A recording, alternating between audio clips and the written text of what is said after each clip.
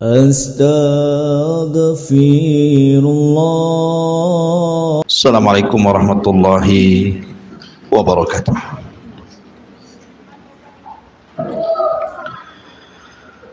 Bismillah wassalatu wassalamu ala rasulillah wa ala alihi wa sahbihi wa mawalah wa la hawla wa la quwata illa billahi wa ba'du.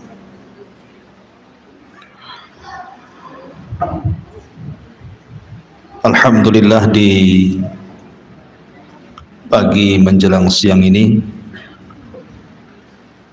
kembali kita bisa duduk untuk bertalabul ilmi, meneruskan kajian tafsir dari Juz Amma,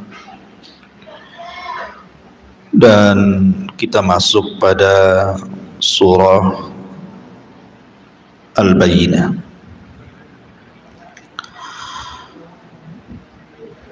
Sebelum saya jelaskan tentang surah Al-Bayyinah ini,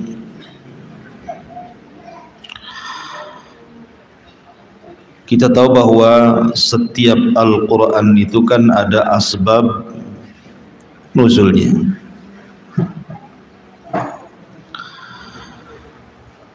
Sebutkan dalam sebuah riwayat dari seorang sahabat namanya Ubay ibn Ka'ab. Dan Ubay ibn Ka'ab ini satu di antara 4 sahabat yang direkomendasikan Nabi untuk diambil Al-Quran. Dari 4 sahabat itu, nah, salah satunya adalah Ubay ibn Ka'ab. Di sana ada Zaid ibn Thabit, ada Mu'ad ibn Jabal, Abdullah ibn Mas'ud. Nah, salah satunya adalah Ubay ibn Ka'ab. Nah, suatu ketika Ubay bin Ka'ab ini dipanggil oleh Nabi sallallahu alaihi wasallam. Kemudian Nabi sallallahu alaihi wasallam mengatakan di hadapan Ubay bin Ka'ab, "Amaranillah an aqra'a 'alaika suratal Bayyinah." Wahai Ubay, aku diperintah Allah subhanahu wa ta'ala untuk membacakan kepadamu surah Al-Bayyinah. Tentu Ubay bin Ka'ab kaget karena bagaimana mungkin nama dia disebut-sebut Allah. Dan dialah satu-satunya sahabat yang namanya disebut-sebut oleh Allah subhanahu wa ta'ala. Sehingga Ubay pun fabaka, dia pun menangis dan mengatakan, "Asammanillah ya Rasulullah, apakah betul namaku disebut-sebut di sisi Allah wahai Rasul?" Maka Nabi SAW mengatakan, "Ya, namamu disebut-sebut Allah subhanahu wa ta'ala." Artinya bahwa bagaimana hati para sahabat terpaut dengan Allah subhanahu wa ta'ala luar biasa. Apakah mungkin selain daripada Ubay seperti kita umpamanya bisa disebut namanya di hadapan Allah subhanahu wa ta'ala? Maka para ulama mengatakan mungkin saja. Lalu bagaimana caranya? Caranya lakukan hal-hal yang menyebabkan Allah itu cinta dengan kita. Karena ada sebuah hadis Nabi sallallahu alaihi wasallam mengatakan, "Innallaha idza ahabba fulanan nada Jibril." Jadi Allah subhanahu wa ta'ala kalau suka dengan seseorang hamba, maka yang pertama dipanggil itu adalah malaikat Jibril. Kemudian Allah Subhanahu wa taala akan mengatakan kepada Jibril, "Ya Jibril, inni uhibbu fulanan fa'ahibba." Wahai Jibril, aku suka dengan si anu itu, maka kamu harus suka juga dengan dia. Maka selepas itu Jibril akan berteriak dan juga memanggil-manggil seluruh malaikat di langit dan mengatakan, wahai para malaikat-malaikat Allah, sesungguhnya Allah suka dengan si fulan, kalian semua harus cinta dengan si fulan. Dari sini memungkinkan nama kita disebut-sebut oleh Allah Azza wa Jalla. Syaratnya satu, Allah mencintai kita, bukan kita mencintai Allah. Kalau kita bicara kita cinta dengan Allah, sudah wajar. Kita cinta dengan Allah karena Allah pencipta kita, pemberi rizki kepada kita, pemberikan nikmat kepada kita. Tentu kita cinta dengan itu semua. Tetapi timbal balik Allah cinta kepada kita ini kan kita tidak tahu apakah Allah cinta dengan kita ataukah tidak. Makanya kalau ingin dicintai Allah Subhanahu wa taala, beramalah dengan amalan-amalan yang menyebabkan Allah itu cinta dengan kita. Salah satunya mendekatkan diri kepada Allah bukan hanya dengan hal-hal yang wajib, tetapi juga lakukan yang sunnah. Kemudian juga biasakan membaca Quran, karena tilawatil Quran itu juga sebab-sebab di mana Allah akan cinta kepada pembacanya. Termasuk juga memperbanyak zikir kepada Allah, baik istighfar, astaghfirullahaladzim, ataupun zikir-zikir yang lainnya. Termasuk menyebut-nyebut nama-namanya, nama-nama Allah yang sangat mulia, yang sangat agung, yang sangat tinggi. Termasuk juga perbanyak doa, karena Allah suka kalau hamba itu berdoa. Kemudian termasuk juga sering-seringlah beribadah, yang ketika manusia itu tidak bisa melihat ibu-ibu beribadah, seperti malam akhir orang lagi tidur gitu kan, ibu ibadah gitu. Ataupun perkara-perkara yang lainnya. Intinya bahwa surah Al-Bayyinah ini ada kait erat dengan sahabat yang bernama Ubay ibn Ka'ab radhiyallahu anhu. Lah surah Al-Bayyinah sendiri secara tartib Al-Quran dia masuk pada tartib ke-98 dengan jumlah ayat 8, dengan jumlah kalimat 94, dengan jumlah huruf 412, dan disebut dengan Al-Madaniyah, surat yang jatuh setelah hijrah Nabi sallallahu alaihi wa ala alihi wasallam. Taib, kita akan baca suratnya. A'udzu billahi minasyaitonir rajim. Bismillahirrahmanirrahim. Lam yakunil ladzina kafaru min ahlil kitabi wal musyrikina munfakkina hatta ta'tiyahumul bayyinah. Rasulun minallahi yatlu suhufan mutahhara fiha kutubun qayyimah. Orang-orang yang kafir dari kelompok ahli kitab dan juga orang-orang musyrik tidak akan meninggalkan agama mereka sampai datang kepada mereka bukti-bukti yang nyata. Apa bukti-bukti yang nyata itu? yaitu seorang Rasul dari Allah yang membacakan lembaran-lembaran Al-Quran yang suci, yang di dalamnya terdapat kandungan kitab-kitab yang sangat lurus. Taib. Ma'asyiral muslimat yang dimuliakan Allah Subhanahu wa taala. Di sini Allah Subhanahu wa taala menyebut dua kelompok. Pertama ahlu kitab, yang kedua al-musyrikun. Apa bedanya?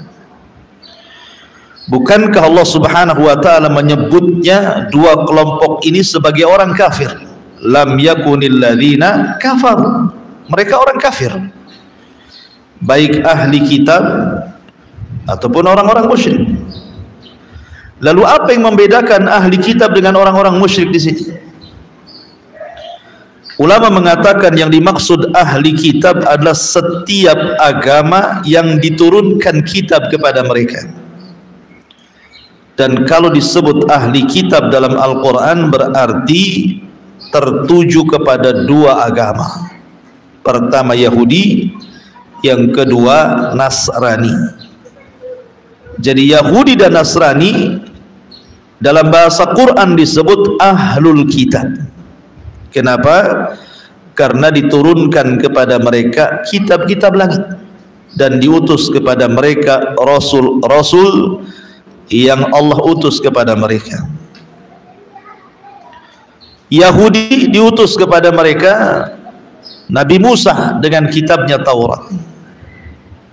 Kemudian disusul dengan Zabur dan juga Rasulnya Daud alaihi salam. Kemudian Nasrani diutus kepada mereka Isa bin Maryam dan turun pada mereka kitab yang disebut dengan Injil. Karena diutus kepada mereka Rasul, diturunkan kepada mereka kitab, maka mereka disebut ahlul kitab. Adapun orang-orang musyrik tidak diutus kepada mereka Rasul dan mereka tidak punya kitab. Mungkin di negara kita mungkin seperti orang-orang Hindu, Buddha gitu ya, atau yang semacamnya dari agama-agama orang-orang Cina umpamanya kayak tepekong atau apa istilahnya gitu ya di negara kita ya. Lah menurut keyakinan kita kaum muslimin mereka bukan ahli kitab. Mereka digolongkan musyrikun gitu ya. Menurut Al-Quranul Karim dan keyakinan kita kaum muslimin, mereka bukan ahlu kitab. Karena kitab yang kita sepakati, yang kita kenal namanya adalah Taurat, Zabur, Injil, Quran. Kemudian yang tidak kita kenal namanya disebut suhuf. Dan tidak dikenal agama-agama seperti ini mengacu kepada kitab-kitab ini. Mereka punya kitab sendiri yang berbeda dengan acuan kitab-kitab yang kita yakini. Artinya di sini perbedaan antara orang-orang ahli kitab dengan orang-orang musyrik. Kemudian kalau kita mengacu kepada surah Al-Maidah, surah Al-Maidah ayat 82, Allah Subhanahu wa taala berfirman, la tajidanna asyaddan nasi adawatan lil ladzina amanu yahuda wal ladzina asyraku wa la tajidanna aqrabakum mawaddata lil ladzina amanu alladzina qalu inna nasara. Allah mengatakan di sini, pasti kamu akan dapati orang-orang yang keras permusuhannya terhadap orang-orang yang beriman, yaitu orang-orang Yahudi dan orang-orang musyrik. Dan pasti kamu dapati orang-orang yang paling dekat persahabatannya dengan orang-orang yang beriman adalah orang-orang yang berkata sesungguhnya kami adalah Nasrani. Dari sini ada tingkatan. Ya, tingkatan pertama Yang paling berat permusuhannya orang-orang musyrik. Kemudian di bawahnya Yahudi. Kemudian di bawahnya Nasrani. Nasrani ini paling ringan. Makanya di zaman Nabi, orang-orang Nasrani itu banyak masuk Islam. Di zaman Nabi itu, kabilah-kabilah Nasrani itu banyak yang datang kepada Rasul kemudian masuk Islam. Berbeda dengan orang-orang Yahudi. Orang-orang Yahudi itu sulit masuk Islam. Sampai-sampai Rasul mengatakan, kalau seandainya di kota Madinah itu 10 pembesar Yahudi saja masuk Islam, itu cukup mengislamkan Yahudi satu Madinah. Tetapi pembesar Yahudi tidak ada yang masuk Islam kecuali satu orang, namanya Abdullah ibn Salam. Selain itu tidak ada. Sehingga bisa dihitung dengan jari, tidak kurang dari 10 orang yang masuk Islam, lebihnya kufur. Karena sulitnya orang Yahudi itu mendapatkan hidayah karena hasad dan kesombongan mereka. Kemudian perbedaan lain antara ahli kitab dengan orang-orang musyrik dari segi hukum. Contoh umpamanya, ibu baca di dalam Al-Quranul Karim, Allah mengatakan, wala tankihul musyrikah hatta yu'min, wala amatun mu'minatun khairun min musyrikatin walau a'jabatkum, wala tunkihul musyrikina hatta yu'minu, wala abdun mu'minun khairun min musyrikin walau a'jabakum. Ulaika yad'una ilan nar wallahu yad'u ilal jannati wal maghfirati biidnih. Dan janganlah kamu menikahi wanita-wanita musyrik. Di sini ada kata-kata, janganlah kamu menikahi wanita-wanita musyrik sebelum mereka mau beriman. Kenapa?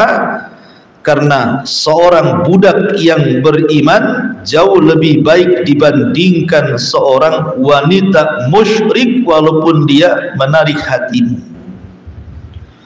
Dan jangan pula kalian menikahi orang-orang musyrik dengan wanita-wanita mukmin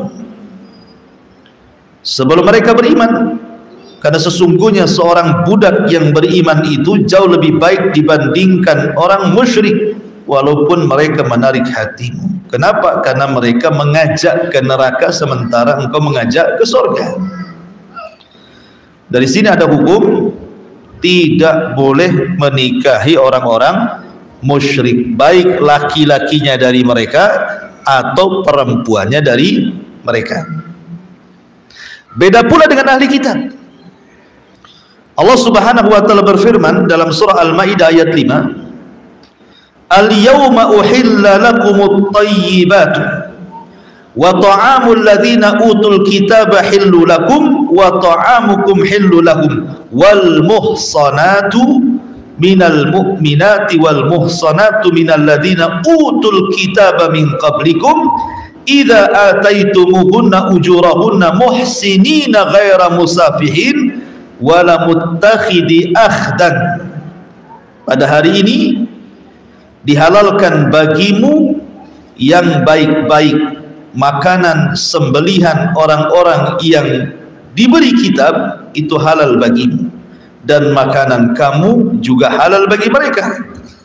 Dan dihalalkan mengawini, menikahi wanita-wanita yang menjaga kehormatan di antara wanita-wanita yang beriman, atau wanita-wanita yang menjaga kehormatan di antara wanita-wanita ahli kitab.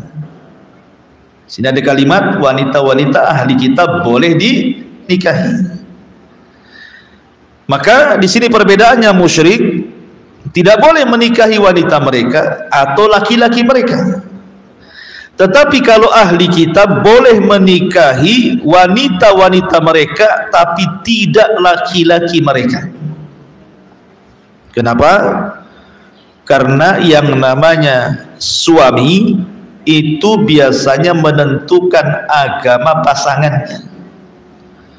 Kalau seandainya laki-lakinya dari mereka, wanitanya dari kita, dikhawatirkan agama terseret dengan agama mereka. Makanya ketika ada perdebatan Al-Imam Al-Baqillani dengan para pastor-pastor Nasrani dan mengatakan, enak kali kalian membolehkan wanita-wanita kami menikah dengan laki-laki kalian, sementara wanita-wanita kalian tidak boleh menikah dengan laki-laki kami. Kata Imam Baqillani, sebenarnya menghalangi tidak bolehnya laki-laki kalian menikah dengan wanita kami karena kalian tidak mengakui kenabian Nabi kami. Kalau kalian mengakui kenabian Nabi kami, silakan saja.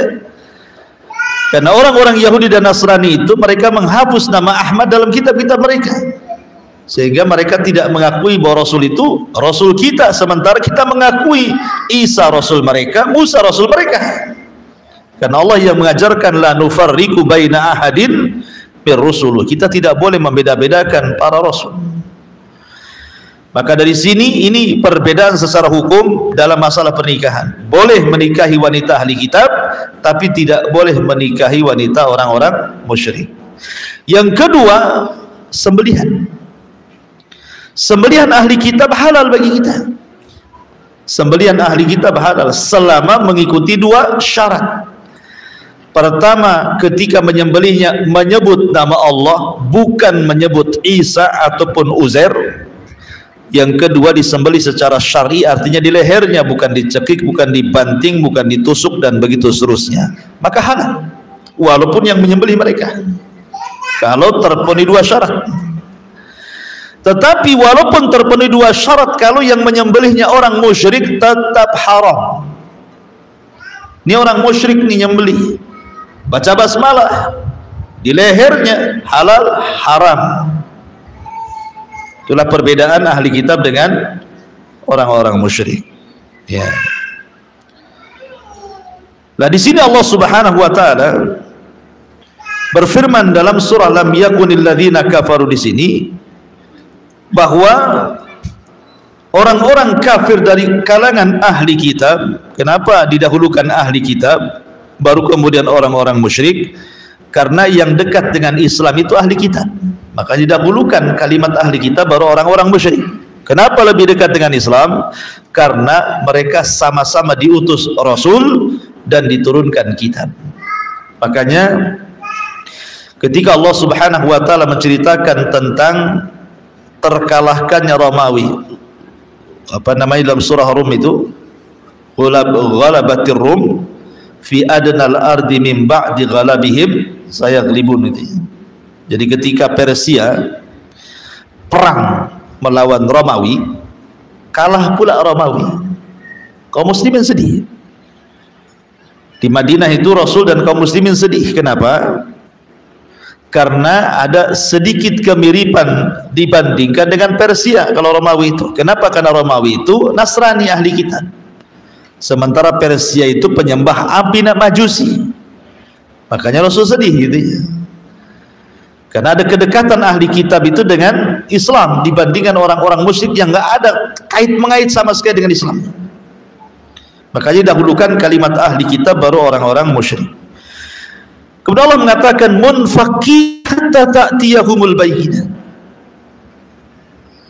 Mereka tidak akan meninggalkan agama mereka, maksudnya ahli kitab tidak akan meninggalkan Yahudinya, Nasraninya ataupun orang-orang musyriknya sampai datang bukti yang nyata kepada mereka. Sebenarnya orang-orang Yahudi atau Nasrani jauh-jauh hari sebelum Nabi SAW dilahirkan, apalagi diangkat jadi Nabi dan Rasul, mereka itu sebenarnya sudah tahu bahwa akan ada seorang Nabi, akhir para Nabi dan penutup para Nabi. Itu sudah tahu. Dan itu didoktrinnya oleh pendeta dan padri-padri mereka itu kepada umatnya, karena tercantum dalam kitab-kitab mereka sifat-sifat Nabi akhir zaman, bahkan pengikutnya, sahabat-sahabatnya pun tercantum dalam kitab-kitab mereka.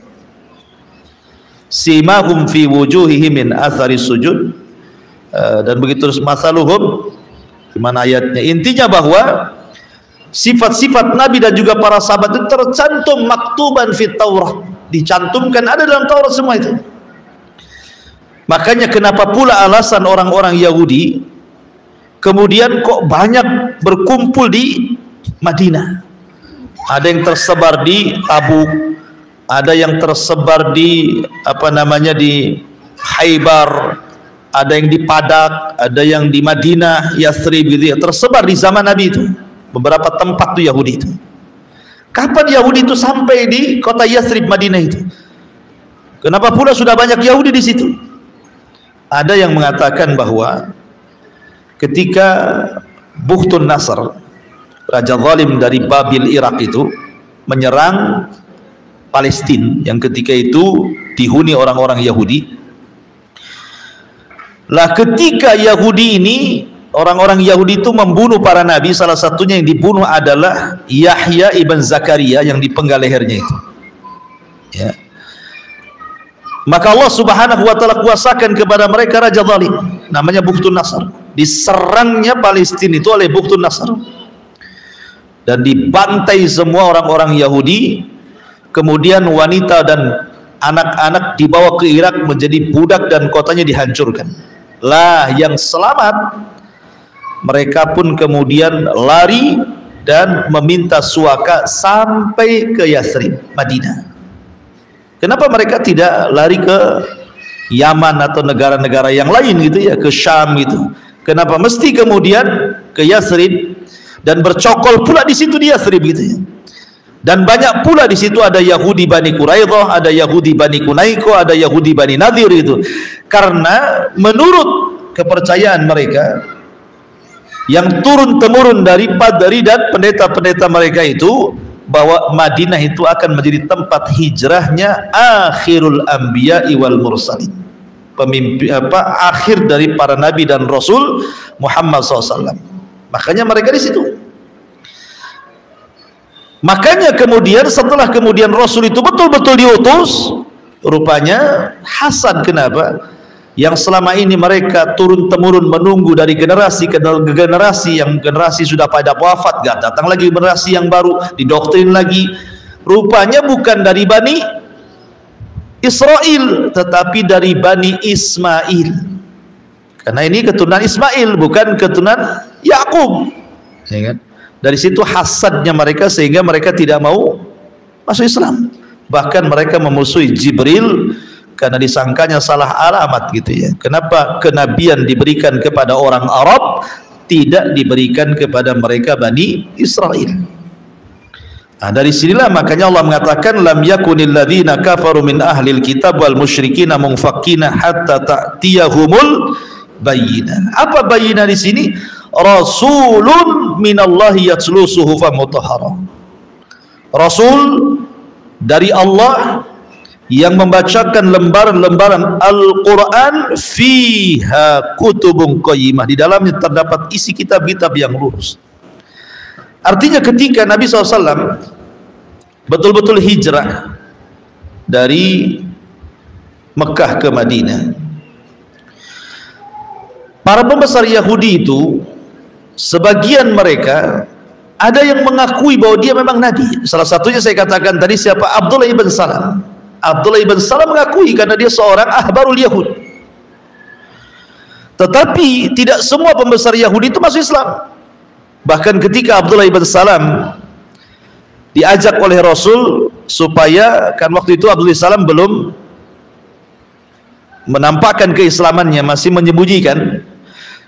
Tujuan Rasul itu bagaimana reaksi orang Yahudi ketika Abdullah bin Salam, tokoh mereka, masuk Islam. Mau nggak mereka masuk Islam? Maka Rasul mengumpulkan orang-orang Yahudi. Kemudian Rasul bertanya, bagaimana menurut kalian Abdullah ibnu Salam itu? Oh, mereka puji Abdullah ibn Salam itu orang baik kami, anak dari orang baik kami, orang mulia kami, anak orang dari orang mulia kami, macam-macam pujian selangit kepada Abdullah bin Salam itu. Tiba-tiba Rasul mengatakan, ya Abdullah bin Salam, keluarlah.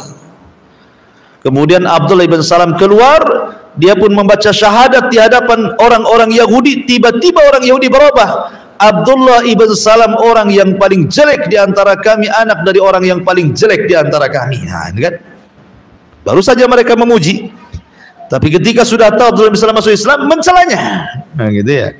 Itulah ke orang Yahudi. Jadi belum tentu ketokohan itu mempengaruhi umat. Belum tentu.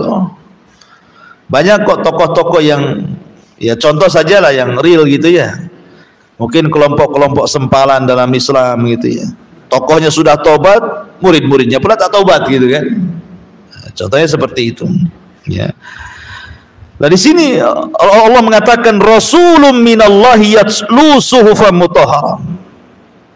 Jadi yang dimaksud bayyinah di sini artinya seorang rasul dari Allah yang membacakan lembaran-lembaran Al-Quran yang di dalamnya terdapat kutubun qayyimah, kitab-kitab yang sangat lurus. Artinya qayyimah di sini ajaran Quran itu isinya sebuah keadilan, penuh dengan keadilan, penuh dengan rahmat, penuh dengan kebaikan, penuh dengan barakah, macam-macam. Qayyimah itu artinya.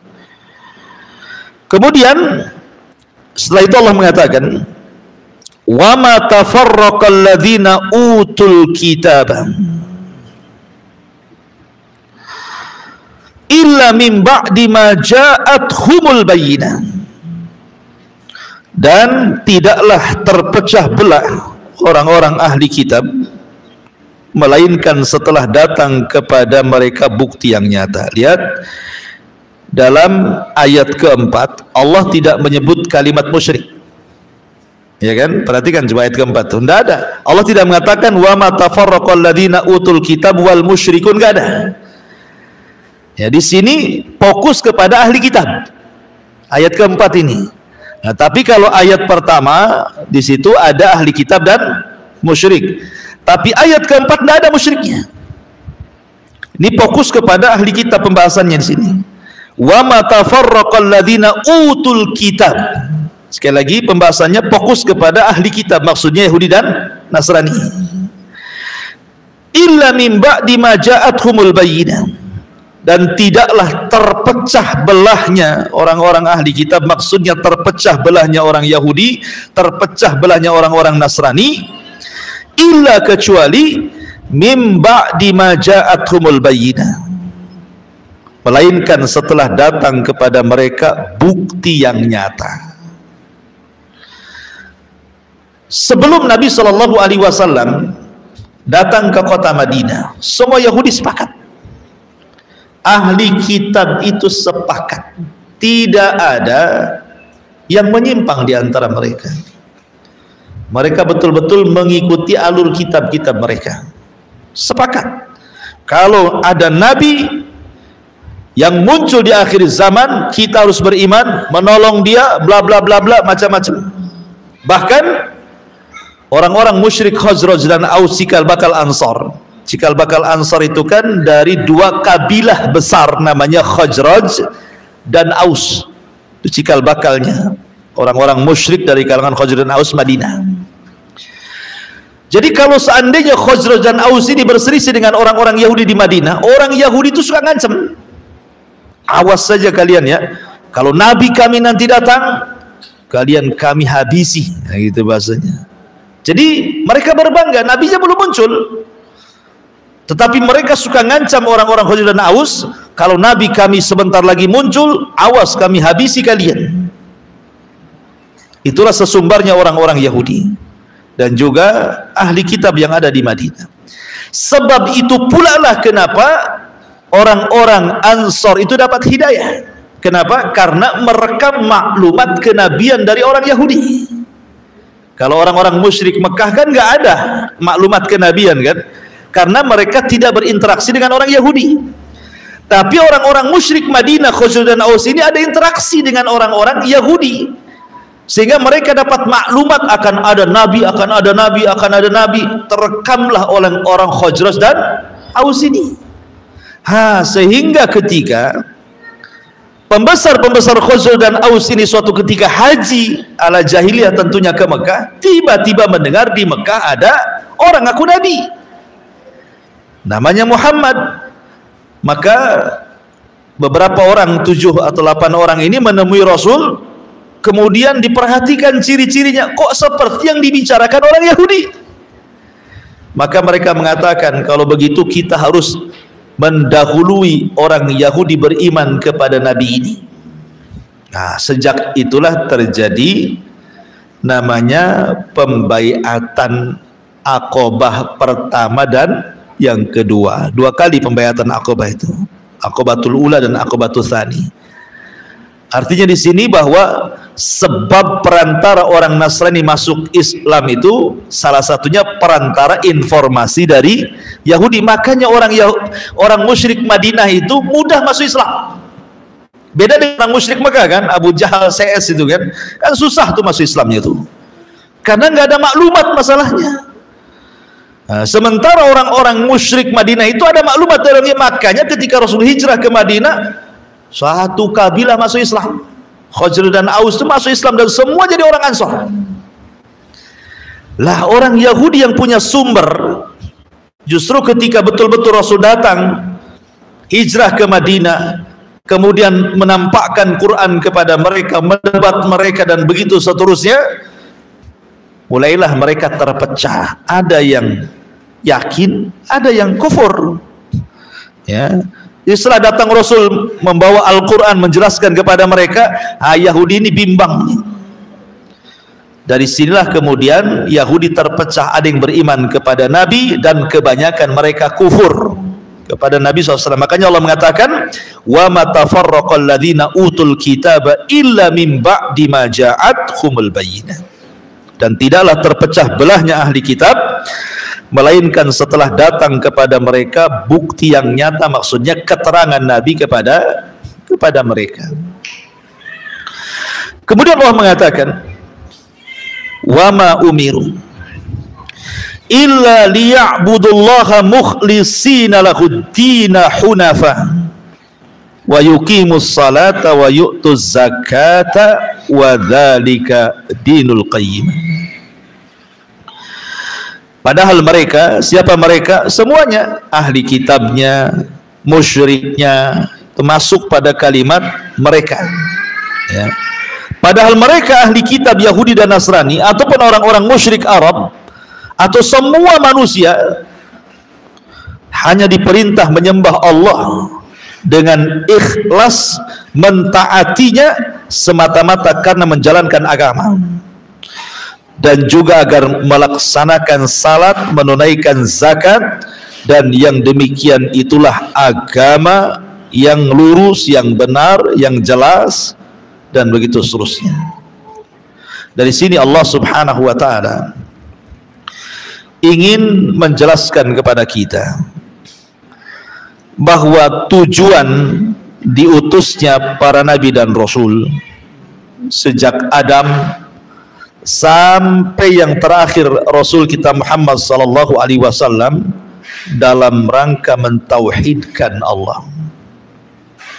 Ayat ini menjelaskan kepada kita bahwa semua seruan para nabi dari zaman ke zaman, sebagaimana Allah mengatakan dalam surah Al-Anbiya ayat 25, wa ma arsalnaka min qablika mir rasulin illa nuhi ilaihi annahu la ilaha illa ana fa'budun.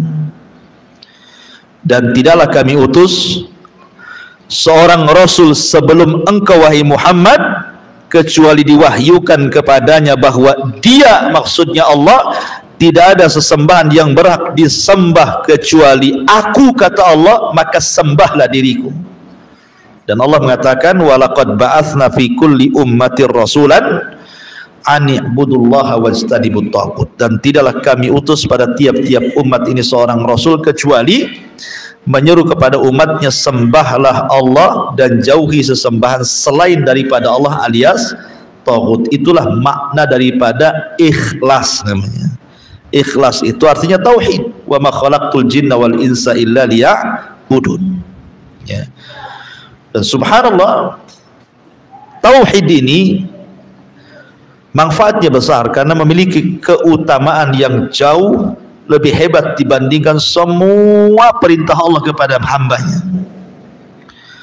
Di antaranya secara singkat, tauhid itu menjadikan Allah Subhanahu wa taala mengampuni dosa-dosa hambanya dan menghilangkan keburukan-keburukan hambanya. Yang kedua, tauhid itu sebab yang sangat besar seseorang masuk ke dalam surga dan selamat dari neraka. Tauhid itu memudahkan seorang hamba untuk melakukan kebaikan dan meninggalkan kemungkaran. Tauhid itu meringankan seorang hamba ketika menghadapi bala ataupun musibah-musibah dalam hidupnya.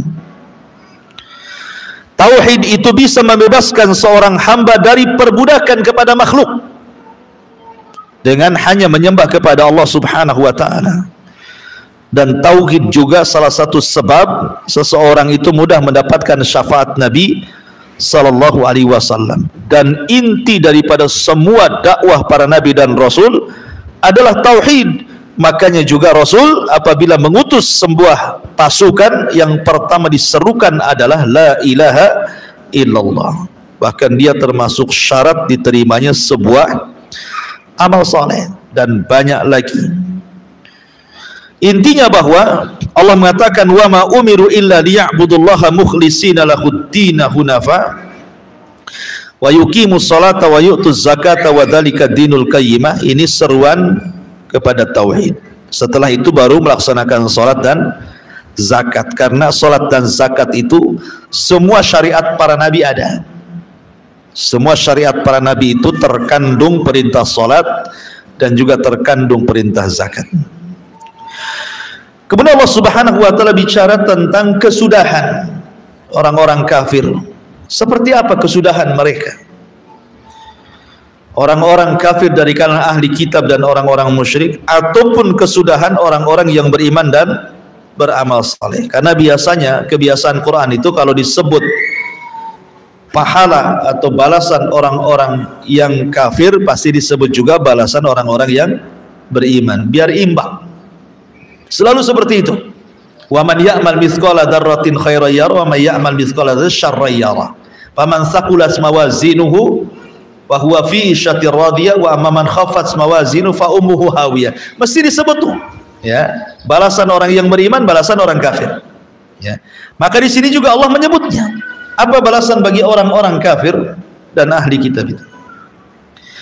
Innal ladzina kafaru min ahlil kitabi wal musyrikin. Sesungguhnya orang-orang kafir dari golongan ahli kitab dan orang-orang musyrik, fi nari jahannam, mereka akan masuk ke neraka jahannam, khalidina fiha, dikekalkan di dalamnya, ulaika hum syarrul bariyah, mereka adalah seburuk-buruk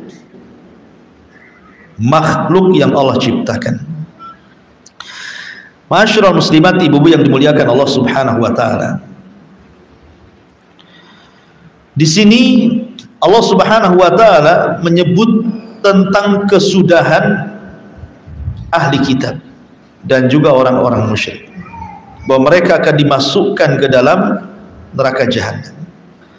Perhatikan sebuah hadis. Nabi sallallahu alaihi wasallam bersabda, kata Nabi sallallahu alaihi wasallam, la yasma'u bi yahudiyun wala nasraniyun, la yasma'u bi yahudiyun wala nasraniyun, tidaklah mendengar akan kedatangan, baik dia seorang Yahudi ataupun Nasrani, summa yamutu walam yu'min billadhi ursiltu, kemudian dia mati dan tidak beriman dengan apa yang kubawa dengannya, illa kana min ashabin nar, kecuali akan dimasukkan kepada penduduk neraka. Jadi orang Yahudi yang terancam neraka, orang Nasrani yang terancam neraka, orang-orang musyrik yang terancam neraka itu di dalam ayat ini adalah orang-orang yang tidak beriman kepada Nabi.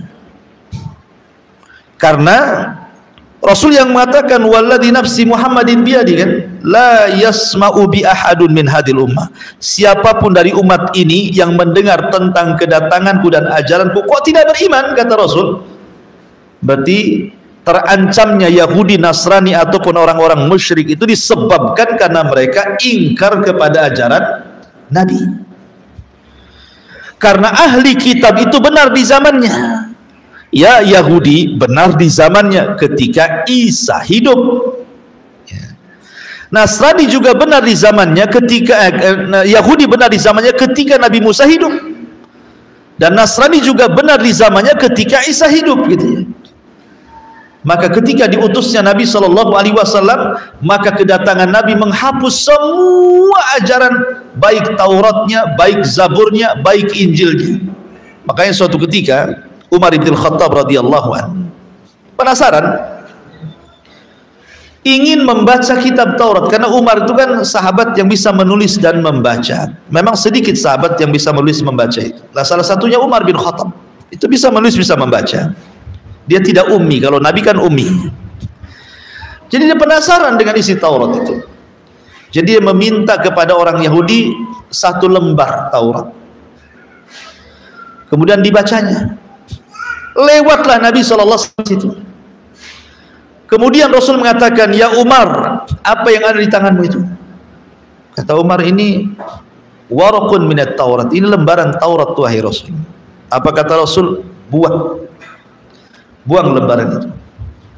Sampai Rasul mengatakan, amutahawwikun anta ya Ibn al-Khattab, laqad taraktukum alal bayda. Wah, Ibn al-Khattab kok sudah bingung ya, katanya.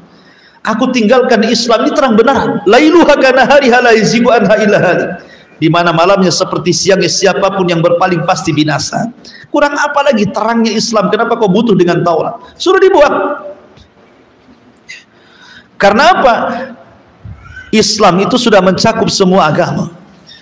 Makanya ketika Allah menyebutnya dalam surah Sabbihisma rabbikal a'la, inna hadza la fi suhufil ula suhufi Ibrahim wa Musa, kan. Sesungguhnya Al-Qur'an ini, inna hadza, sesungguhnya Al-Qur'an ini la fi suhufil ula, terkandung suhuf yang pertama, suhuf Ibrahim dan Musa. Artinya bahwa dari 104 kitab yang Allah turunkan itu semua terangkum dalam Quran. Quran ini adalah rangkuman semua kitab-kitab langit. Yang dihajatkan dalam kitab-kitab langit itu semua ada dalam Quran. Sehingga tidak berhajat lagi, kita ini tidak berhajat kepada kitab selain Al-Quran, kita tidak berhajat kepada Nabi kecuali Muhammad SAW. Bahkan mereka orang Yahudi dan Nasrani yang berhajat kepada Quran dan kitab kita dan juga Rasul kita. Makanya di sini kemudian Allah Subhanahu wa taala mengatakan, innal ladzina kafaru min ahlil kitab wal musyrikina fi nari jahannam khalidina fiha ulaika hum syarrul bariyah. Sesungguhnya orang-orang kafir dari ahli kitab dan orang-orang musyrik akan masuk neraka jahanam, mereka kekal di dalamnya selama-lamanya. Mereka kekal di dalamnya selama-lamanya. Perhatikan kalimat ini. Mereka kekal di dalamnya selama-lamanya.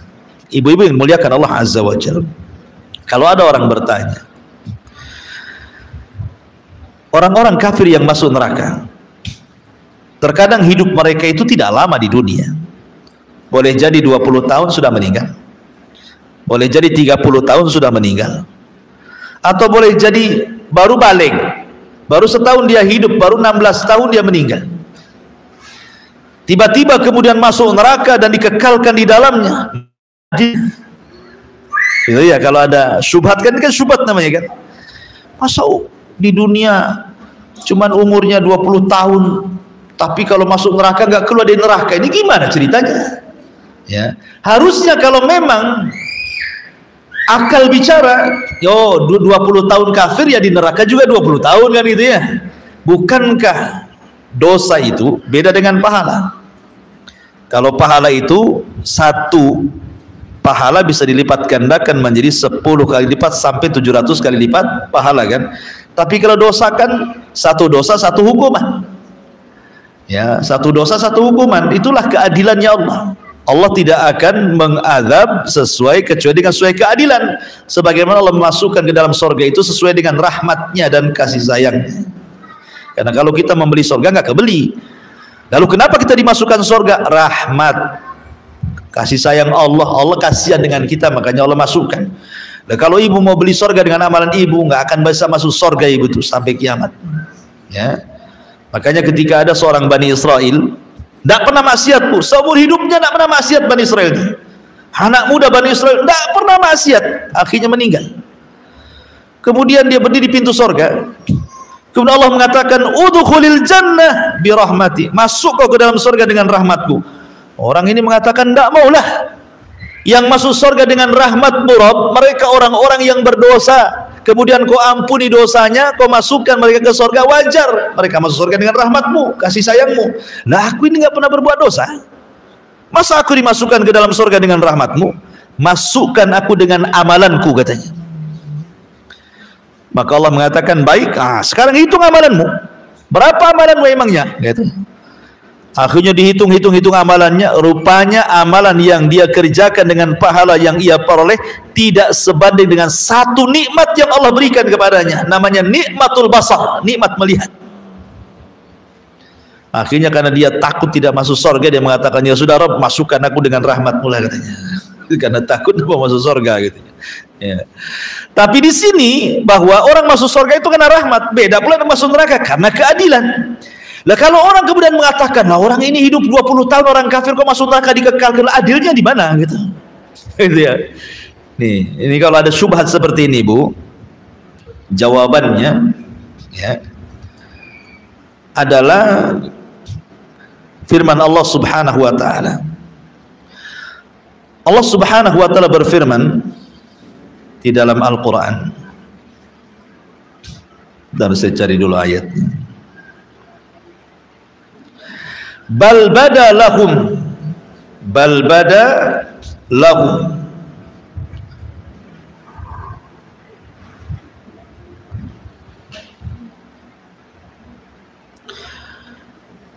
Allah mengatakan, bal bada lahum ma kanu yukhfuna min qablu.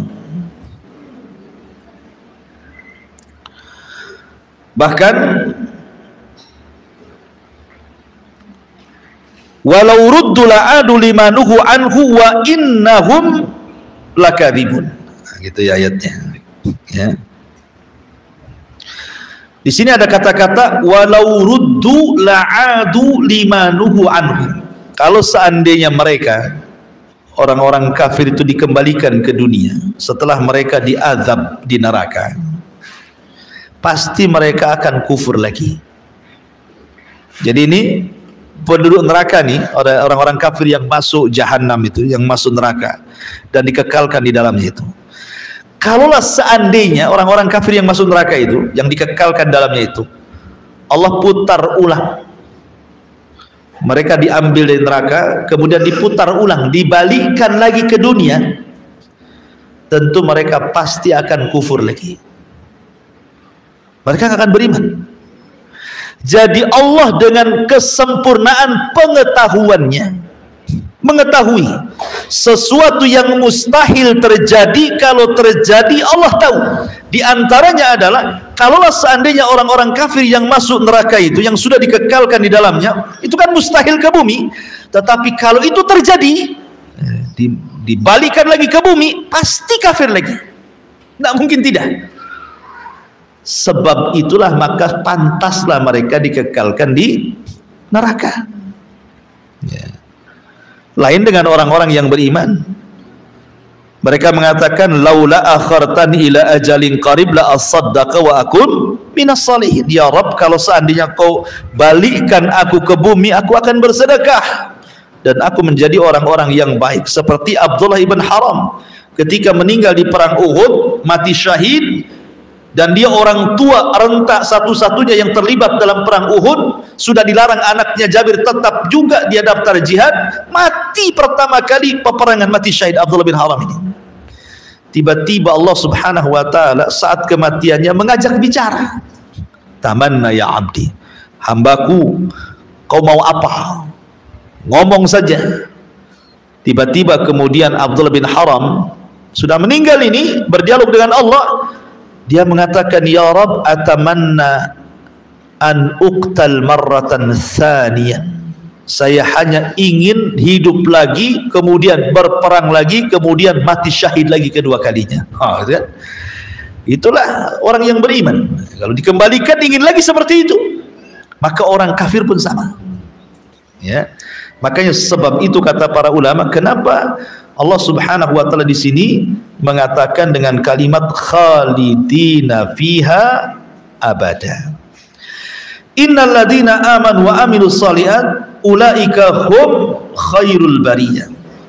Sesungguhnya orang-orang yang beriman dan mengerjakan kebaikan, mereka adalah sebaik-baik makhluk. Berarti di sini manusia terbagi menjadi dua, ada seburuk-buruk makhluk, ada sebaik-baik makhluk gitu.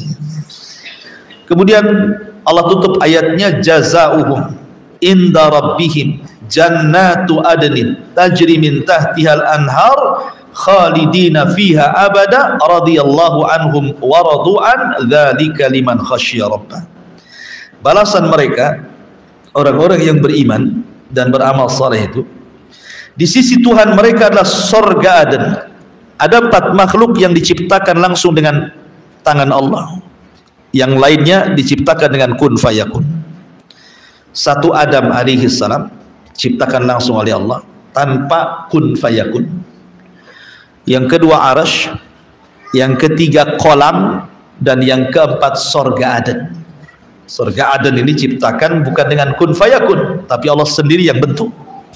Ya, artinya bahwa ini sorga yang luar biasa gitu ya. Tajri min tahtihal anhar khalidina fiha, mengalir di bawahnya sungai-sungai. Sungai-sungai sorga ada berapa? Ada 4 kan? Sungai air jernih, tidak berubah sama sekali, rasanya tidak berubah, warnanya sama sekali tidak berubah. Kemudian sungai madu yang sudah tersaring bersih. Kemudian sungai susu yang sama sekali nggak berubah rasanya sama sekali.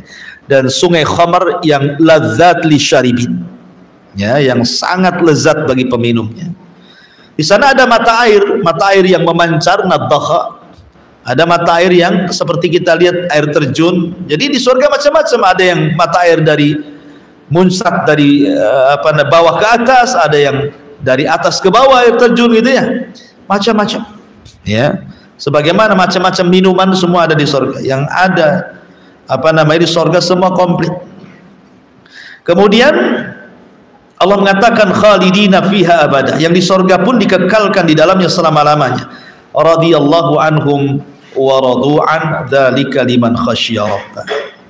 Allah ridha terhadap mereka dan mereka pun ridha kepada Allah. Yang demikian itu adalah balasan bagi orang-orang yang takut kepada Tuhan. Dan ridha itu adalah yang kita hajatkan terakhir di surga. Makanya ketika penduduk surga berkumpul, Allah datang minta kata Allah. Surga, alam tubayyidu wujuhana, kau kan sudah mutikan wajah kami, kau keluarkan kami neraka, kau masukkan kami ke surga, dan nikmat yang begitu banyak di surga, apa lagi ya Allah? Tidak cukup. Tapi Allah itu karim, minta. Barulah kemudian Adam memberitahu, minta keridhaan Allah. Karena redha itu sesuatu yang sangat tinggi, ya. Ikhlas, ya kan? Kata Nabi Adam, minta keridhaan Allah, sebab kalau Allah murka, kalian keluarkan dari surga sebagaimana dulu aku pernah dikeluarkan dari surga, kata Adam. Maka minta keridhaannya. Maka wajah-wajah yang penuh dengan keridhaan, ketika mereka mendapatkan ridha Allah, maka selamanya mereka tidak akan dikeluarkan dari surga. Mereka akan dikekalkan di dalamnya selama-lamanya, dan itu bagi yang takut kepada Allah. Makanya Allah mengatakan waliman khafa maqama rabbih jannah. Bagi orang yang takut kepada Allah berikan 2 surga. Paling sedikit orang masuk surga itu dikasih 2 istana. Istana milik dia, solid milik dia, dan istana warisan orang-orang kafir yang masuk neraka, yang mereka tidak akan masuk surga, diwariskan kepada orang-orang yang beriman. Tilkumul jannah uristumuha, itulah surga yang diwariskan orang kafir yang tidak masuk surga, kami berikan kepada orang beriman. Jadi paling sedikit orang yang beriman masuk surga dapat 2 surga gitu ya, dapat 2 istana.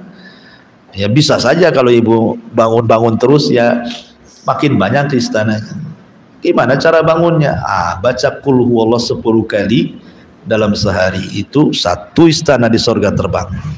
Ya kan? Bangun masjid kayak gini, dapatlah 1 bangunan di surga. Itu cara bangun bangunan di sana. Bukan ibu datang ke toko bangunan tolong kirim batanya ke surga, ya kan? Ya, sudah jadi surganya di sana. Wallahu alam, ini yang bisa sampaikan. Silahkan kalau ada yang bertanya.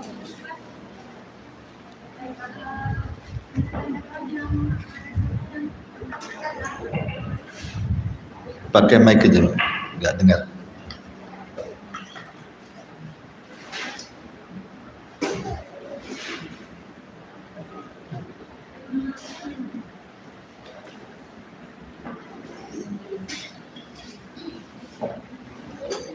Nggak bisa? Tuh. Pada contoh dari ketika kaum Bani Israil, katakan mereka tidak pernah melakukan sedikit kesalahan sampai ketika pada masanya bertemu Allah dan Allah perintahkan untuk masuk surga dan mereka tidak mau. Ketika masuk surga dapat dengan rahmat Allah, tapi mereka minta dengan amalan mereka. Dan akhirnya pada kisah cerita tersebut mereka menginginkan masuk surga dengan rahmat Allah. Yang anak tanyakan ini Ustaz, yang anak ini ada Ustaz, itu kan kaum yang paling ingkar, itu kan kaum Bani Israil Ustaz, yang mereka selalu membantah ketika pada masa Nabi Musa. Terus yang maksud cerita Ustaz ini kaum Bani Israil yang kapan Ustaz? Iya. Bani Israel itu tidak semua kufur. Bani Israel itu ada yang beriman, ada yang taat kepada nabinya, ada yang ingkar, macam-macam. Setiap umat itu kan ada yang baik, ada yang buruk, ada yang soleh, ada yang tidak. Umat Islam juga sama, ada yang sholat, ada yang tidak, ya kan? Ada yang zakat, ada yang tidak, yang sedekah, ada yang ngaji, ada yang tidak. Kurang lebih seperti itu, ya. Karena Bani Israel sendiri terdiri daripada 12 kabilah. Salah satu kabilahnya Yahudi. Yahudi itu satu di antara 12 kabilah Bani Israel. Karena putra Yakub banyak gitu ya. Ada namanya Sam'un, itu turunannya turunan Sam'un. Ada namanya Ruben, ada namanya Lawi yang turunannya jadi nabi semua itu. Ada Binyamin, ada Nabi Yusuf ya. Ada Dan, ada Naftali, ada lupalah, pokoknya ada 12 lah kurang lebih seperti itu. Jadi kan turunannya beda-beda Bani Israel. Lah yang paling degil itu Yahudi. Yang paling degil itu ya orang Yahudi itu memang degil kali itu. Sampai sekarang gitu ya. Orang Yahudi itu. Dan yang membuat degilnya Yahudi zaman sekarang ya Yahudi di zaman Nabi. Yang ngasih contoh itu. Seandainya Yahudi di zaman Nabi beriman kepada Rasul, tentu Yahudi sampai sekarang kan beriman. Tapi karena mereka yang berikan contoh, maka dosanya ditanggung mereka lah. Siapa yang berikan contoh buruk diikuti ya, ditanggung dosanya sama mereka. Orang-orang awal-awal. Ya. Berarti kan ini kan bisa dikatakan yang paling lebih itu kaum Yahudi Ustaz. Terus ketika Nabi Musa yang terakhirnya mereka mau menyeberang ke sungai itu yang Allah tenggelamkan Fir'aun itu hanya kaum Yahudi aja? Enggak, semua. Semua. Cuman kenapa orang Yahudi itu lebih populer dibandingkan kabilah-kabilah Bani Israel yang lainnya, ya kan? Karena Allah lebihkan kecerdasan dibandingkan yang lainnya. Orang Yahudi itu dari keturunan Yahuda. Kemudian Allah anugerahkan kerajaan. Kan Bani Israel itu ada yang turunnya semua jadi nabi, ada yang turunannya semua jadi raja, gitu ya. Seperti Lawi, itu semua turun jadi nabi. Kemudian Yahuda, orang-orang Yahudi raja semua. Pokoknya raja itu dari Yahudi. Ya. Ada keturunan yang lain seperti keturunan Binyamin, umpamanya Itu pun ditolak. Siapa? Tolut. Tolut turunan Benyamin. Ketika dia mau diangkat jadi raja sama Nabi Samuel, ditolak. Ngapain orang miskin jadi raja katanya? Apa nggak ada lagi orang kaya katanya? Nah, ketika mereka ditindas oleh Jalut. Ada juga yang keturunan, tapi kan tidak banyak begitu ya. Yang turunan-turunan dari itu kebanyakan memang kalau yang jadi raja dari Yahuda, yang jadi nabi dari Lawa. Ada juga yang tergabung raja dan nabi seperti Daud dan Sulaiman kan. Itu kan dianugerahkan dua sisi itu. Biasanya kan kalau jadi raja saja, kalau nabi saja, tapi ada nabi dari Bani Israel itu dua-duanya dianugerahkan tuh. Raja iya, nabi iya. Seperti Daud, anaknya juga Sulaiman juga sama. Raja plus nabi. Tapi cuma dua ini saja, Daud dan Sulaiman. Kalau yang lainnya nabi-nabi saja, raja-raja saja gitu ya. Jadi apa namanya kan ada fase-fasenya. Setelah Yusa ibn Nun meninggal dunia dan membereskan Baitul Maqdis itu ada namanya fase muluk qudot ya, fase kerajaan dipimpin oleh para nabi. Kemudian fase muluk dipimpin para raja dan macam-macam lah itu kalau kita cerita terlalu panjang. Intinya bahwa kompleks lah, namanya orang-orang ramai, ribuan jumlahnya kayak kita orang Islam kan, ada yang kufur, ada yang baik, ada yang soleh, ada yang kurang lebih seperti itu. Ya, tidak semua kufur, tidak semua beriman. Ya, begitu. Tapi memang kebanyakan kenapa yang diceritakan orang-orang Yahudi itu? Karena memang mereka yang paling banyak pelanggarannya. Mereka mendustakan ajaran Nabi dan mereka juga membunuh para nabi. Makanya kisahnya diabadikan, tidak ada yang baik ceritanya orang Yahudi, semua lembaran hitam. Kalau kita kupas sejak zaman dulu sampai hari ini gitu ya. Wallahu a'lam. Iya. Ini dekat ada poin yang salah satunya pada masa zaman Yahudi itu, waktu itu kan benar adanya ketika masa hidupnya dan Musa dan seterusnya. Dan dikatakan juga, dan ketika pada tangan Nabi Muhammad SAW itu kan menghapus semua apa yang tersebar kesalahannya. Terus kan kita sering katakan bukan kisah Bani Israel itu tetap kita pakai, dan sampai sekarang di banyak atau contoh-contoh hadis itu kita pakai. Kenapa yang ini kita pakai Ustaz? Apa karena yang sudah diperbolehkan atau disaring oleh Allah melalui Rasul?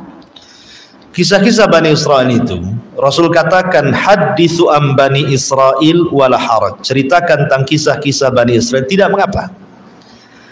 Tetapi jangan didustakan secara mutlak, jangan dibenarkan secara mutlak. Yang tidak bertentangan dengan Al-Quran dan Sunnah ceritakan. Yang bertentangan dengan Quran dan Sunnah maka jelaskan. Ceritakan tapi dijelaskan, ini bertentangan. Karena kan syariat kita berbeda dengan syariat orang dulu. Kita punya syariat sendiri, orang dulu juga punya syariat sendiri. Yang namanya kisah-kisah Israiliyat itu kebanyakan memang bermasalah. Ya, kadang ada khurafatnya macam-macam gitu ya, kisah-kisah Israiliyat itu. Makanya kemudian kita mengambil kisah-kisah Israel itu memang dari sahabat yang memang mereka suka mengambil kisah-kisah itu, dan menurut penelitian para ulama tidak bertentangan dengan Quran Sunnah. Seperti contoh yang suka menukilkan kisah Israiliyat kan Ka'ab al-Akhbar. Ka'ab al-Akhbar ini orang yang masuk Islam di zaman Umar karena dia seorang pendeta dulunya. Kemudian masuk Islam ya, dan dia ulama mengatakan thiqah orangnya ya, dalam ilmu hadis itu thiqah itu artinya riwayat terpercaya gitu ya, dan dia seorang ahli kitab. Makanya banyak riwayat Israiliyat yang memperkuat Al-Quran dan Sunnah. Kalau memperkuat Al-Quran dan Sunnah ada masalah selama tidak bertentangan dengan Al-Quran dan Sunnah dan sanadnya jelas gitu ya, bukan dikarang-karang. Tapi kalau seandainya bertentangan, dan banyak sekali Israiliyat itu yang bertentangan, ya tidak boleh lah kita ini mengambil sandaran, apalagi dijadikan dalil. Itu kan riwayat-riwayat umat-umat dulu, karena yang namanya Israiliyat itu kan diambil dari perjanjian lama alias Taurat, atau dari perjanjian baru alias Injil yang sudah ditahrif masalahnya. Ya kan, mereka ada tahrif. Contoh tahrif nih ya, ketika Nabi Adam alaihi salatu wassalam memakan buah dalam Taurat yang sudah ditahrif, yang sudah diubah-ubah itu, maksud buah itu artinya syajaratul ma'rifah, pohon ma'rifat. Ma'rifat itu artinya pengetahuan. Jadi gara-gara Adam pengen tahu, makanya Adam dikeluarkan dari sorga. Jadi pohon itu maksudnya pohon pengetahuan. Karena Adam pengen tahu jadi dikeluarkan, makanya sejak itulah gereja di zaman dulu memerangi pengetahuan. Ya, maka tersebarlah kejahilan sampai akhirnya muncul orang-orang ilmaniun, mungkin bahasa kitanya sekuler gitu ya, bangkit memerangi pihak gereja. Ya zaman dulu lah, kalau dulu kan memang kekuasaan dipegang gereja, zaman-zaman Romawi kuno dulu kan. Nah, salah satunya karena mereka berpegang bahwa Adam itu dikeluarkan dari surga karena mendekati buah larangan. Maksud buah larangan itu maksudnya syajaratul ma'rifah, pengetahuan, pohon pengetahuan. Karena Adam pengen tahu sekali, akhirnya dikeluarkan dari surga. Makanya jangan cerdas-cerdas amat lah orang itu, gitu maksudnya. Nanti kasusnya jadi Adam gitu ya. Akhirnya sejak itulah kebodohan menyebar. Nah, gitu ya. Maka di demo lah akhirnya melakukan banyak pemberontakan, akhirnya banyak dari pihak-pihak gereja diserang gitu ya. Zaman-zaman Romawi dulu, kalau ibu baca sejarahnya lah. Wallahu a'lam. Kan itu kalau pada masa Nabi Adam tadi Ustaz katakan yang dimaksudkan dengan pohon itu kan pohon untuk menghapus semua pengetahuan, kan. Sementara pada awalnya kan sebelum datangnya Nabi Isa itu kan kaum Bani Israel, Yahudi ya bukan kan? Tidak. Sebelum Ishak atau setelah Ishak? Kalau pengikut kaumnya bukan, Yahudi Nabi kan yang terakhir bukan sebelum Isa. Iya. Tapi kenapa kaum Yahudi itu lebih pengetahuannya lebih tinggi daripada kaum Nasrani? Ya itu karena ada pembodohan dari pihak gereja gitu dulu, orang-orang Romawi dulu.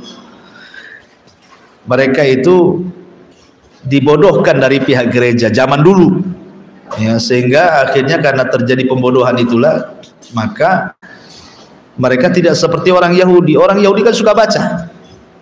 Sampai hari ini anak-anak orang Yahudi itu, dia kita lihat di Israel sana, luar biasa mereka. Ya, Allah lebihkan kecerdasan mereka dibandingkan yang lainnya. Tapi kecerdasan mereka itu untuk nyesatin orang. Iya. Wah ya. Ada yang tanya?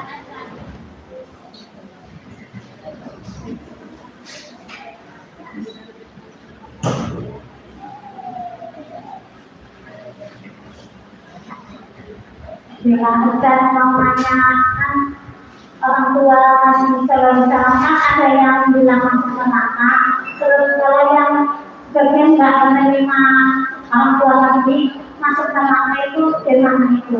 Ada dua contoh. Ya, ulama mengatakan pembahasan seperti ini tidak perlu diperpanjang karena tidak menambah iman, tidak menambah takwa. Faedahnya sedikit, ya kan? Karena ini kan masalah khilafiyah, ada yang mengatakan di neraka, ada yang mengatakan tidak di neraka, ada yang mengatakan di situ maksudnya bapak, ada yang mengatakan di situ maksudnya paman, gitu ya. Sehingga pembahasan seperti ini tidak perlu diperluas. Kalau diperluas itu justru nanti malah memperluas perselisihan.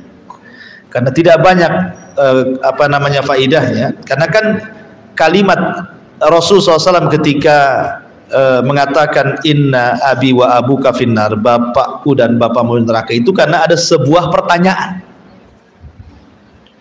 Bukan semata-mata Rasul bersabda seperti itu, tidak. Ada sebuah pertanyaan. Rasul, bapakku di mana? Ada seorang sahabat, bapaknya meninggal. Rasul, bapakku di mana? Rasul tidak mau jawab. Dikejarnya Rasul, Rasul, bapakku di mana? Rasul nggak mau jawab. Dikejar lagi sampai 3 kali. Emosilah Nabi. Rasul nggak mau menjawab sebenarnya. Akhirnya Rasul mengatakan inna abi wa abuka finnar, bapakku dan bapakmu di neraka. Aku udah tahu, gitu ya. Terkadang latas al-an asya intub dalakum tasukum, jangan tanya sesuatu kalau dijawab jadi nyesal jadinya, ya kan? Terkadang tidak semua ditanyakan. Nah, jadi disinilah kemudian menjadi khilafiyah para ulama tentang kalimat inna abi wa abuka finnar, bapakku dan bapakmu. Maksudnya abi ini siapa? Ada yang mengatakan ya abi ya bapak. Ada yang mengatakan bukan, maksudnya abi itu paman, karena paman itu bi manzilatil ab. Ya. Kemudian terjadi silang pendapat, ada pendapat Imam Suyuti, pendapat macam-macam pendapat lah, ini panjang lebar masalah ini. Sehingga kesimpulannya sebagian mengatakan tidak terlampau banyak faidah membahas tentang orang tua Nabi. Ya, apakah di neraka atau tidak, di neraka atau tidak, malah jadi masalah besar gitu ya. Nah, jadi khilaf di tengah-tengah kaum muslimin karena tidak menambah masalah takwa, masalah iman, masalah apa gitu ya. Maka tidak perlu dibahas lah. Ya, nggak perlu dibahas. Wallahu a'lam.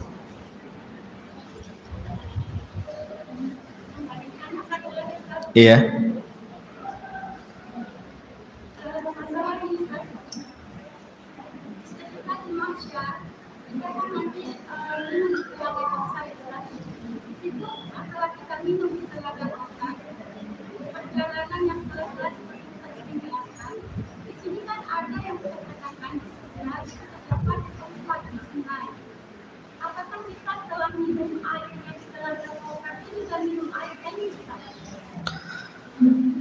Iya, alhamdulillah. Telaga Kautsar itu adalah telaga yang ada di surga. Inna a'tainakal Kautsar. Nama telaga untuk Nabi yang ada di surga itu namanya Kautsar. Alirannya itu sampai ke telaga yang ada di padang mahsyar yang disebut dengan haud. Alirannya itu. Lah orang yang minum di telaga haud Nabi itu satu kali minum tidak akan haus selamanya. Dan itu salah satu bentuk syafaat Nabi. Karena kan di padang mahsyar itu kan matahari didekatkan 1 mil sehingga panas gitu, haus gitu ya. Tapi orang yang meminum dari telaga itu mendapatkan syafaat, dia tidak akan haus walaupun matahari di atas kepala. Cuma yang jadi khilaf kata Imam Tahawi dalam kitab Aqidah Tahawiyah itu, di mana letak telaga di padang mahsyar? Apakah dia di sebelum titian, maksudnya di padang mahsyar, atau terbentang dengan titian, ataukah setelah titian Siratal Mustaqim? Karena kemungkinan bisa terjadi. Karena perkara gaib masalahnya kan. Walaupun kemudian Al-Imam At-Tabari kalau tidak salah merojehkan berdasarkan logika juga bahwa telaga itu letaknya sebelum titian Siratal Mustaqim. Kemudian dilogikakan sama dia, karena orang ketika dibangkitkan dari kubur itu akan merasa haus. Sama dengan ibu kalau tidur lama pasti haus, pengen minum, ya kan? Sehingga itulah letaknya orang mencari air. Kan orang dibangkitkan habis dari tidur, dari tiupan sangkakala yang pertama dia mati, ruhnya disimpan di kalau orang mukmin di Iliyin, kalau orang kafir di Sijin gitu ya. Kemudian badannya hancur kecuali tulang ekor. Kemudian tiupan sangkakala yang kedua dibangunkan, jadi seolah-olah orang itu bangun dari tidur. Ketika itulah orang kehausan dan mencari air. Dari situlah setiap Nabi sudah menunggu di telaganya masing-masing. Gitu.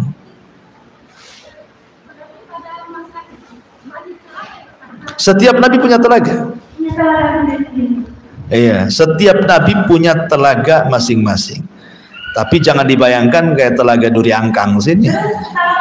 Perkataan yang ketika perkataan itu apakah dia itu dari umatku? Tidak, bukan, karena dia tidak ada tanda-tanda bahwa itu adalah umatku. Itu maksudnya gimana?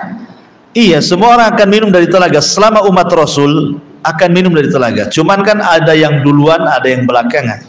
Yang duluan minum ya penduduk Yaman, orang-orang Ansor. Kenapa mereka didahulukan minum dari telaga daripada orang-orang Muhajirin? Bukankah orang-orang Muhajirin itu yang pertama masuk Islam? Ya. Orang Ansor itu justru belakangan masuk Islam. Harusnya kan Muhajirin dulu, karena Allah mengatakan as-sabiqunal awwal minal muhajirin. Allah sebutkan dulu pertama kan, wal ansor. Kenapa kalau minum telaga kok Ansor dulu, baru Muhajirin? Inilah kata para ulama, al jaza min jinsil amal. Ketika di dunia orang-orang Muhajirin itu semua mendapatkan kekuasaan. Khalifah pertama Abu Bakar Muhajirin, khalifah kedua Muhajirin, khalifah ketiga Muhajirin, khalifah keempat Muhajirin, semua Muhajirin. Abu Bakar, Umar, Utsman, Ali Muhajirin. Kemudian Hasan ibn Ali Muhajirin. Pindah dari Khulafaur Rasyidin kepada kerajaan Bani Umayyah, dipegang Muhajirin. Tumbang Bani Umayyah, naik Bani Abbasiyah, dipegang Muhajirin. Jadi Muhajirin itu mereka diberikan kekuasaan di dunia. Orang Ansor gak dapat apa-apa. Mereka tidak ada yang jadi pemimpin kan? Karena mereka tidak mendapatkan kekuasaan di bumi, maka al-jaza min jinsil amal, maka balasan sesuai dengan perbuatan.